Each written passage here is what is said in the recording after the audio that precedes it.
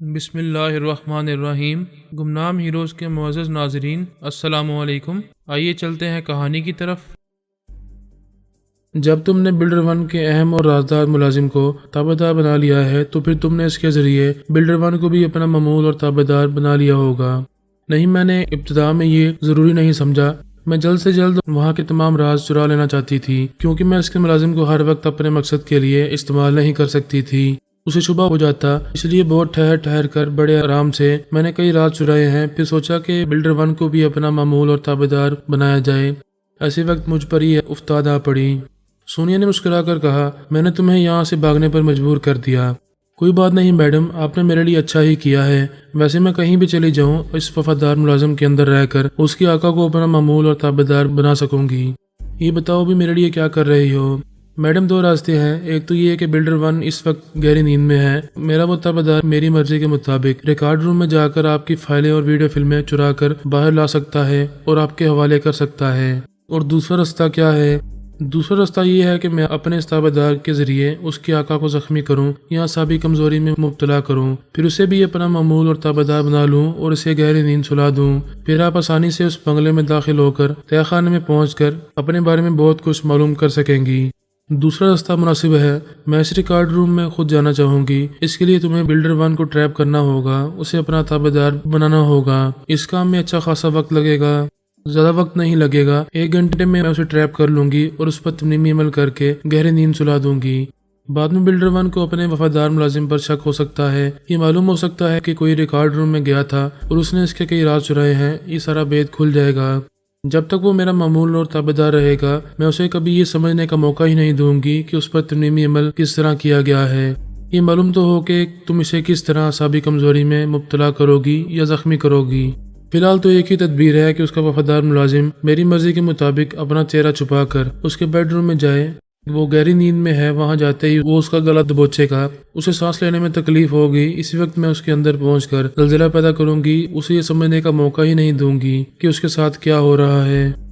دیکھو کرونا، اس وقت آدھی رات ہو رہی ہے، مجھے صبح 6 بجے تک بہت سے کام نپٹانے ہیں۔ سب سے پہلے تو میں اس ریکارڈ روم میں جاؤں گی، پھر ان 2 ٹیلی پیتھی جاننے والوں کو موت کے گھاٹ اتاروں گی۔ صبح 6 بجے سے پہلے یہاں آ کر پھر بستر پر لیٹ جاؤں گی تاکہ جمائلہ کو کسی طرح کا شبہ نہ ہو، وہ یہی سمجھتی رہے کہ اس کا تنظیمی عمل کامیاب رہا ہے اور میں اس کی معمولہ اور تابع دار بن گئی ہوں۔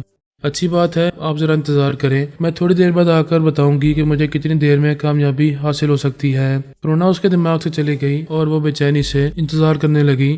وہ صبح 6 بجے سے پہلے اپنا تمام اہم کام نمٹا لینا چاہتی تھی۔ اس نے 7 بلڈر سے کہا تھا کہ وہ 2 ٹیلی پیتھی جاننے والے زاؤگوم کوبرا اور مہادابی مجرم ثابت ہو چکے ہیں۔ اگر کل صبح تک انہیں موت کی سزا نہ دی گئی تو وہ خود ہی انہیں موت کے گھاٹ اتار دے گی۔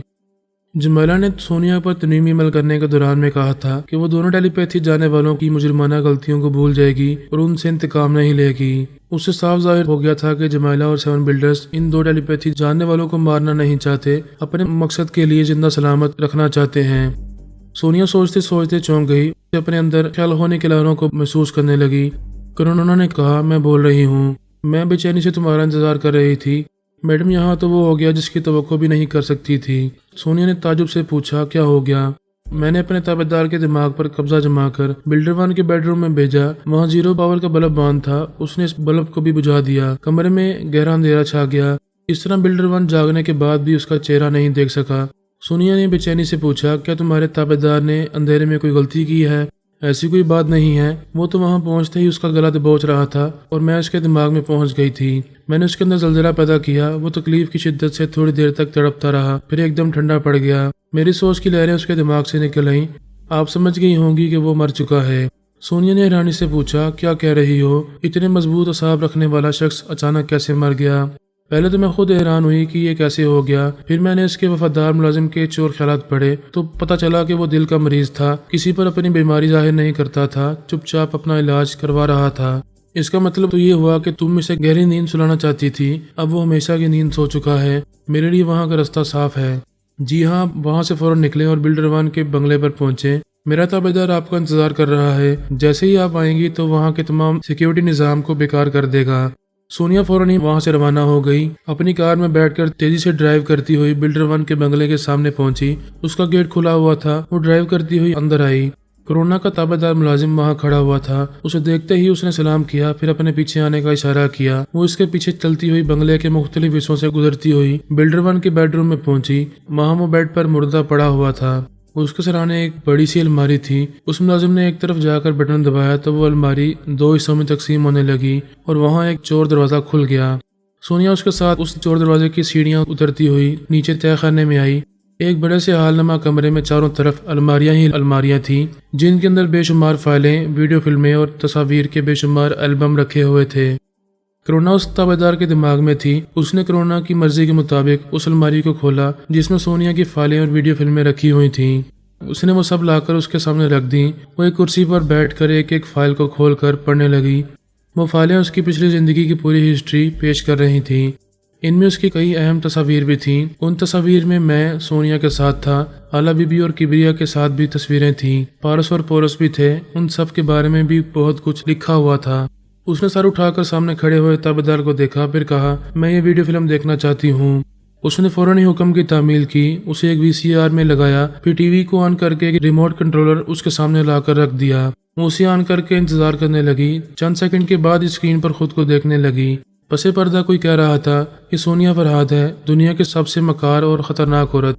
देखने में मोम की मूरत और छूने में फौलाद की सूरत है। ये सन 2000 की आखिरी रात है। 21वीं सदी शुरू होने वाली है। पिछली सदी गवाह है कि इस दुनिया के बड़े बड़े शहज़ोर उससे मात खाते रहे हैं। सुपर पावर और दूसरे बड़े बड़े ममालिक की खुफिया एजेंसियां हमेशा अलर्ट रहती हैं, क्योंकि ये जिस मुल्क में कदम रखती है वहाँ के फौजियों को और हुकूमत की मशीनरी को जरूर कुछ न कुछ नुकसान पहुँचाती है। हंगामा रही जरूर होती है। यूँ कहना चाहिए कि उस मुल्क में जलजले आते रहते हैं।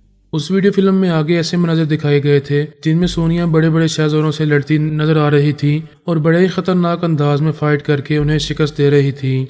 दूसरे मनाज़र में उसकी जहानत, हाजिर दिमागी और मकारियों की मिसालें पेश की जा रही थीं। उसे ऐसी हैरत अंगेज खतरनाक चालें चलते हुए दिखाया गया था जो इब्तिदा में किसी के समझ में नहीं आती। बाद में पता चलता था कि वो क्या से क्या कर गुजरी है। इस वक्त वो इस रिकॉर्ड रूम में बैठी हुई बड़ी राजदारी से अपने माजी को पहचान रही थी, अपने आप को पहचान रही थी। वो किस तरह इस रिकॉर्ड रूम में पहुंची थी ये बात जमाला और 7 बिल्डर्स मालूम नहीं कर सकते थे। वो तो उनके सामने एक बेज़रर मामूला और ताबेदार बनकर रहने वाली थी। उसने वो तमाम फाइलें और वीडियो फिल्में पहले की तरह उनकी जगह रखवा दी। वो 7 बिल्डर्स के बहुत से राज चुरा कर ले जा सकती थी, लेकिन उसने वहां से एक तिनका भी नहीं लिया। कोरोना ने पूछा, इन राजों के जरिए आप इन्हें तिगने का नाच नचा सकती हैं? वो बोली, मैं इनके बगैर भी उन्हें ऐसा नाच नचाऊंगी कि ये तौबा तौबा करेंगे।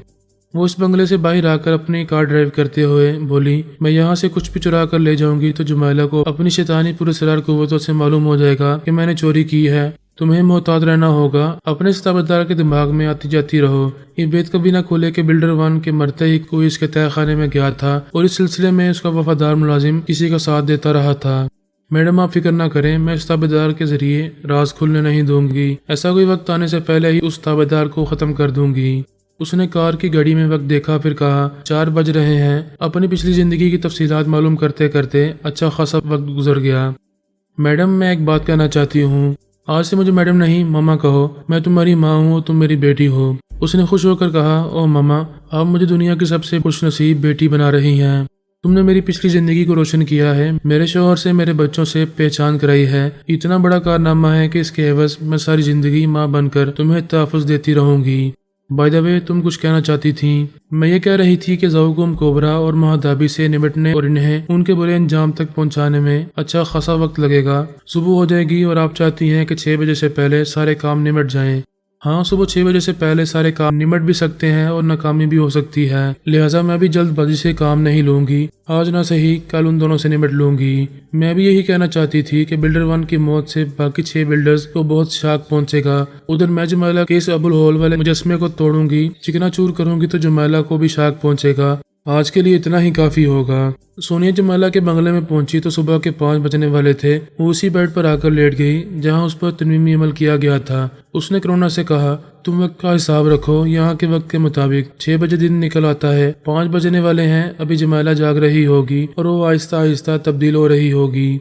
तुम ख्याल खानी के जरिए मुझे गहरी नींद सुला दो ताकि तुम्हारा कोई अलाकार यहाँ आकर इस मुजस्मे को चिकना चूर करे तो मुझे खबर ना हो। कोरोना ने यही किया, ख्याल खानी के जरिए उसे गहरी नींद सुला दिया। وہ اس شہر کے بہت سے مجرموں کو جانتی تھی۔ اس نے ایک مجرم کو اپنا الاکار بنا کر اسے اس بنگلے میں پہنچایا۔ وہ اپنے ساتھ ایک ہتھوڑا لے کر آیا تھا۔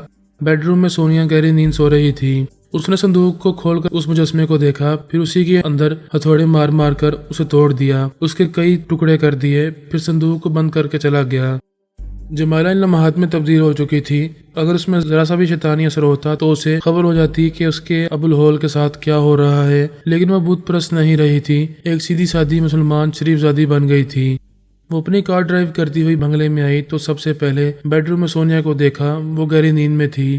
بنگلے کے اندر ایسے کوئی آثار دکھائی نہیں دیے جس سے یہ صبح ہوتا کہ وہاں کوئی آیا تھا یا سونیا اٹھ کر وہاں سے کہیں گئی تھی اور پھر آ کر سو گئی تھی۔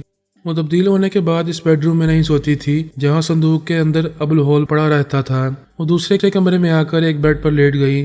ایسے وقت وہ خود کو بہت ہلکا پھلکا سا محسوس کرتی تھی۔ ساری رات شیطان کا بوجھ دل و دماغ پر اٹھائے پھرتی تھی۔ اذان ہوتے ہی اسے اس بوجھ سے نجات ملا کرتی تھی۔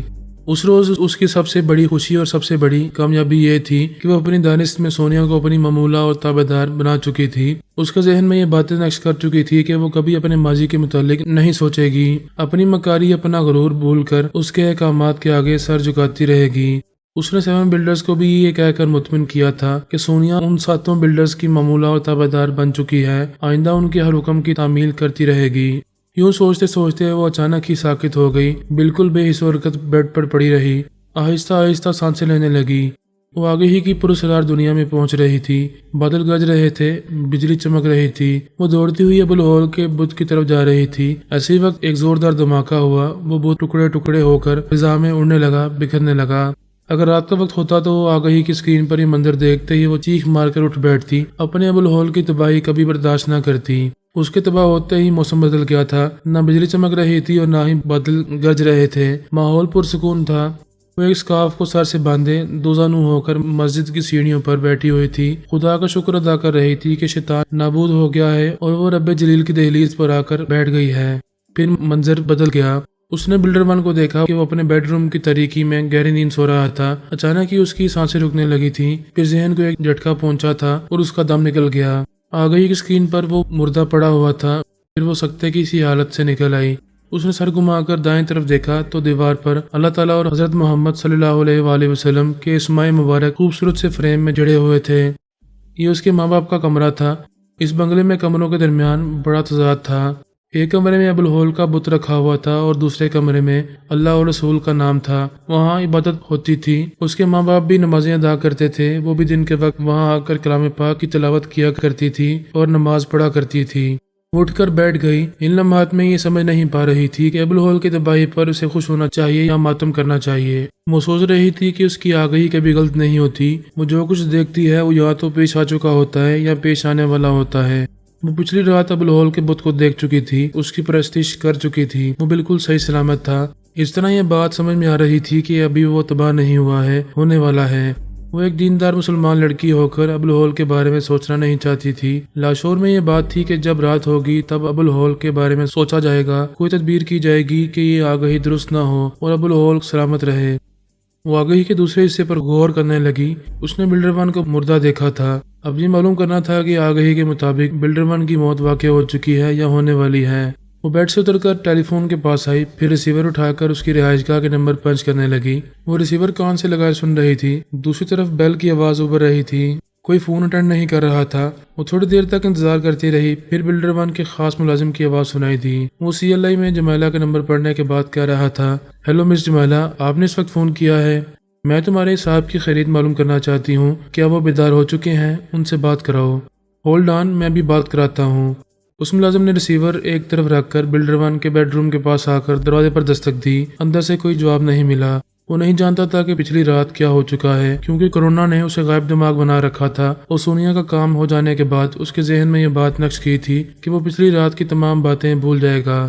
اس نے دوسری بار دروازے پر دستک دی۔ جب کوئی جواب نہ ملا تو دروازہ کھول کر اندر آ گیا۔ بلڈر 1 اپنے بیڈ پر بڑی بے ترتیبی سے پڑا ہوا تھا۔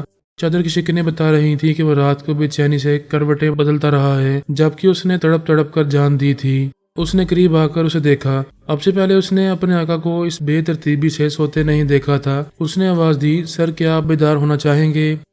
सातों बिल्डर्स बहुत ही ज़हीन और हसास थे। हल्की सी आर्ट पर उनकी आंख खुल जाती थी, ज़रा सी बात पर वो चौकन्ने हो जाते थे।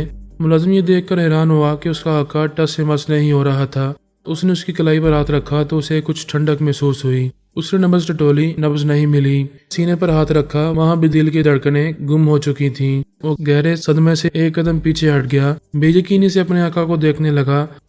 उसे आज तक ये मालूम ना हो सका कि कोरोना ने उसे अपना मामूल और ताबेदार बना रखा है। वो कभी सोच भी नहीं सकता था कि उसकी ताबेदारी ही ये गुल खिला रही है। वो चलता हुआ दूसरे कमरे में आया, फिर रिसीवर उठाकर बोला, मिस जमाइला, बहुत ही शॉकिंग न्यूज़ है। माय बॉस इज नो मोर। मेरी समझ में नहीं आता कि अचानक उनकी मौत कैसे वाक़या हो गई। मैं बाकी बिल्डर्स को भी इन्फॉर्म कर रहा हूँ। उसने रिसीवर रख दिया। जमाला कान से रिसीवर लगाए गुमसुम बैठी थी। ये वाज़ेह हो चुका था कि उसकी मौत के बाद ही उसे आगाही हासिल हुई थी। फिर उसने फौरन ही क्रेडल पर हाथ रखा और दूसरे बिल्डर्स को उसकी मौत की इतलात देने लगी। उधर उसका वफादार मुलाजिम भी उन्हें इतला दे रहा था और तमाम बिल्डर्स भी एक दूसरे से फ़ोन के जरिए मरबूत थे।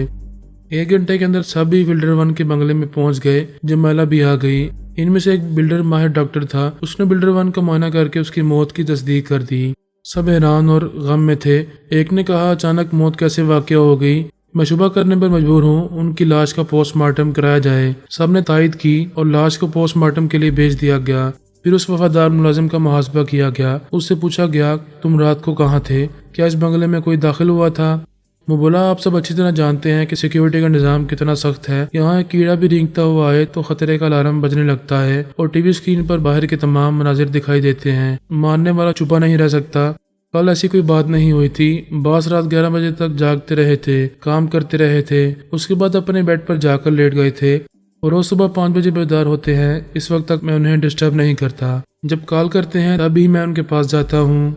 जमाला ने बड़े दुख से कहा, मुझे बहुत अफसोस है। बिल्डर 1 की मौत के बाद मुझे आगाही मिली। अगर ये आगाही पहले ही मिल जाती तो हम इन्हें बचाने की कोई ना कोई तदबीर करते। उस तंजीम के जासूस भी वहां पहुंचे हुए थे। वो बंगले के अंदर और बाहर ये मालूम करने की कोशिश कर रहे थे कि वहां पिछली रात कोई आया था या नहीं। वो सब तय खाने में भी गए। वहां रिकॉर्ड रूम की तमाम फाइलें, वीडियो फिल्में और तस्वीर की एल्बम जैसे रखे थे वैसे ही अपनी अपनी जगह महफूज थे। किसी ने उन्हें छेड़ा नहीं था। पोस्टमार्टम की रिपोर्ट आ गई कि हरकत कलब बंद होने के बायस मौत वाक़या हुई है। इस रिपोर्ट के बाद तमाम शुबहात दिल से निकल गए। वहाँ की सिक्योरिटी का निज़ाम बहुत ही सख्त था। कोई आ नहीं सकता और वफादार मुलाजिम पर भी शुबा नहीं किया जा सकता था। इस तरह सोनिया का ये राजी रहा कि वो रिकॉर्ड रूम में पहुंचकर अपने माजी की पूरी हिस्ट्री मालूम कर चुकी है। वो दिन 6 बिल्डर्स के लिए बहुत ही सोगवार था। उनका एक बहुत अहम साथी मर चुका था। उस तंजीम के असूलों के मुताबिक 7 बिल्डर्स का रहना लाजमी था। अब एक बिल्डर की मौत हो गई थी। वो जल्द अज जल्द किसी बहुत ही काबिल एतमाद और तजर्बेकार शख्स को 7वां बिल्डर बनाने वाले थे। न्योमी, क्रिस्टल और वरदान लिस्बन आकर बुरे फंसे थे। अगर किस्मत उनका साथ न देती तो न्योमी या तो वरदान के हाथों मारी जाती या वरदान न्योमी के हाथों मारा जाता या फिर दोनों ही जमाइला के हाथों जहन्नम रसीद हो जाते।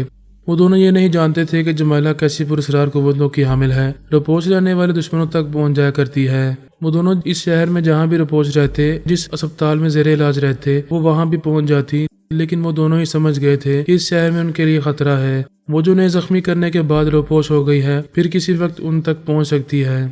वो जब मुश्किल में पड़ गए थे, जख्मी होने के बाद दोनों को एक दूसरे से खतरा लाहक हो गया था कि अगर वरदान ने पहले दिमागी तवानाई हासिल की तो वो न्योमी के दिमाग में आकर उसे ट्रैप करेगा और अगर न्योमी ने पहले तवानाई हासिल की तो वो वरदान को ट्रैप कर लेगी।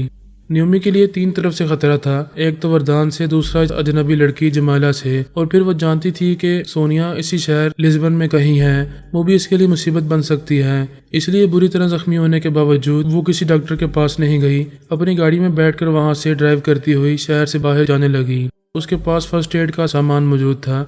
जमाइला ने उसे सिर्फ एक भरपूर किक मारी थी और वो लात उसके मुंह पर ऐसी लगी थी जैसे लोहे के राड से उसे मारा गया हो। उसकी नाक और रुखसारों की हड्डियां तड़क गई थीं। उसने पेन किलर खाई थी, फिर भी यूं लग रहा था जैसे चेहरा जगह जगह से टूट गया है। उसने अकब नुमाइने में खुद को देखा था। चेहरा इतना सूज गया था कि वो खुद को पहचान नहीं पा रही थी। हैरानी से सोच रही थी, वो लड़की क्या बला थी? मुझे तो यही लगता है कि वो इंसान नहीं थी, किसी चुड़ैल की औलाद थी। वो सोचने लगी, वो जो कोई भी थी, मुझे उससे बहुत दूर चले जाना चाहिए। दूर रहकर ही उसके बारे में मालूम करना चाहिए कि आखिर वो कौन है। وہ جمالہ سے دور بھاگ رہی تھی مگر سوچ رہی تھی کہ وردان سے کیسے دور بھاگے، اگرچہ وہ بھی زخمی ہو گیا تھا اور ابھی خیال خوانی کے قابل نہیں تھا، لیکن جب بھی قابل ہوگا تو سب سے پہلے میرے دماغ میں آئے گا اور مجھے ٹریپ کرے گا۔ وہ تیز رفتاری سے ڈرائیو کرتی ہوئی جا رہی تھی اور پریشان ہو کر سوچ رہی تھی میں سانس روکنے کے قابل نہیں ہوں، اسے اپنے اندر سے نہیں بھگا سکوں گی، پتہ نہیں میری کمزوری کب دور ہوگی۔ او گاڈ، وردان سے پہلے مجھے توانائی حاصل ہو جائے تاکہ میں اپنا بچاؤ کر سکوں اور اس کے اندر جا کر اسے ٹریپ کر سکوں۔ پہلے تو وہ سونیا کو ٹریپ کرنے لسبن آئی تھی، راستے میں وردان مل گیا تھا۔ فی الحال سونیا سے کوئی خطرہ نہیں تھا کیونکہ وہ اس شہر سے دور پرتگال کے پڑوسی ملک اسپین جا رہی تھی۔ 6 گھنٹے کے طویل ڈرائیونگ کے بعد وہ سرحدی چوکی پر پہنچ گئی، وہاں اپنے پاسپورٹ اور ضروری کاغذات دکھانے کے بعد اسپین میں داخل ہو گئی۔ وہاں سے ایک قریبی شہر سلمانکا پہنچتے ہی اس نے سب سے پہلے وہاں کے معروف ڈاکٹر سے رجوع کیا، اس سے کہا آپ زیادہ سے زیادہ معاوضہ لیں لیکن کوئی ایسی دوا دیں کہ میری تکلیف ختم ہو جائے اور مجھے ذہنی توانائی حاصل ہو جائے۔ ڈاکٹر نے کہا تمہارا چہرہ تو پھول کر تربوز ہو گیا ہے، اس کی سوجن اور تکلیف تو رفتہ رفتہ ہی ختم ہوگی۔ مجھے اپنے چہرے اور تکلیف کی پرواہ نہیں ہے، میں صرف دماغی توانائی حاصل کرنا چاہتی ہوں۔ وہ حیرانی سے بولا تم تو بالکل نارمل ہو، اچھی خاصی گفتگو کر رہی ہو، پتہ نہیں کہاں سے ڈرائیو کرتی ہوئی آئی ہو، دماغی طور پر تو بالکل درست ہو، پھر اور کیسی توانائی چاہتی ہو؟ وہ ہچکچاتے ہوئے بولی میں آپ کو کیا بتاؤں، میں خود کو ذہنی طور پر بہت ہی کمزور محسوس کر رہی ہوں، کوئی بات بھی مجھے اچھی طرح یاد نہیں رہتی، مجھے صبح اور شام یوگا کی مشقیں کرنے کی عادت ہے، میں ایک ذرا بھی سانس روکنے کے قابل نہیں ہوں۔ جب تک یہ تکلیف دور نہ ہو جائے آپ یوگا کی مشقیں نہ کریں، خواہ سانس روکنا ضروری تو نہیں ہے۔ وہ جھنجھلا کر بولی آپ بحث کر رہے ہیں، میں صرف اتنا چاہتی ہوں کہ دماغی توانائی کے لیے مجھے انجیکشن لگائیں، دوائیں دیں، کچھ ایسا کریں کہ میرا دماغ پہلے کی طرح بہت زیادہ حساس ہو جائے اور میرے اندر کوئی غیر معمولی بات ہو تو میں اسے فوراً ہی محسوس کر لوں۔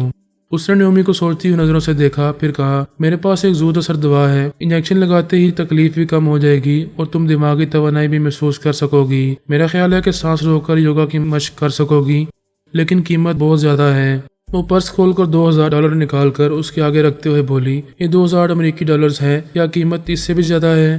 اس نے مسکرا کر کہا نہیں، آرام سے لیٹی رہو، میں بھی انجیکشن لگاتا ہوں۔ وہ چلا گیا۔ وہ اسی چیئر پر آدھی لیٹی آدھی بیٹھی رہی، اپنے حالات پر غور کرنے لگی۔ اس نے سونیا کی جگہ حاصل کرنے اور میری شریک حیات بن کر رہنے کے لیے بڑے ہی پاپڑ بیلے تھے، ایک بہت زبردست منصوبے پر عمل کیا تھا۔ میری قربت حاصل کرنے کے لیے اس نے اپنے وفادار اور جانثار دوست راز کاشف جمال کو بھی ہلاک کر دیا۔ وہ اپنی پیدائشی نیومی کرسٹل کی حیثیت کھو چکی تھی اور مکمل سونیا بن چکی تھی۔ اس حد تک کامیابیاں حاصل کرنے کے بعد پھر ناکامی کا منہ دیکھ رہی تھی۔ اسے پتہ چلا کہ سونیا زندہ ہے اور جب تک وہ نہیں مرے گی اس وقت تک اس کی جگہ حاصل نہیں کر سکے گی۔ اسی مقصد کے لیے وہ لسبن آئی تھی۔ سونیا کی لا علمی میں اس پر حملہ کر سکتی تھی، اپنے مقصد میں کامیاب ہو سکتی تھی، لیکن ایسے وقت تقدیر کو ماننا ہی پڑتا ہے۔ وہ اپنی تدابیر سے کامیابی حاصل کرتے کرتے ناکام ہو جاتی تھی۔ اس وقت بھی اسے بری طرح ناکام ہو کر لسبن شہر ہی نہیں اس ملک کو بھی چھوڑ کر اسپین آنا پڑا۔ ڈاکٹر نے انجیکشن لگانے کے بعد کہا یہاں 10 منٹ تک آرام کرو، پھر بتاؤ کہ تمہاری ذہنی حالت کیسی ہے، کیا توانائی محسوس کر رہی ہو یا نہیں۔ وہ تھوڑی دیر تک وہاں لیٹی رہی اور محسوس کرتی رہی کہ واقعی وہ دماغی توانائی محسوس کر رہی ہے۔ اس نے ایک بار سانس روکی تو بڑی دیر تک روکنے میں کامیاب رہی۔ خوش ہو کر بولی ڈاکٹر آپ نے تو کمال کر دیا، میں توانائی محسوس کر رہی ہوں۔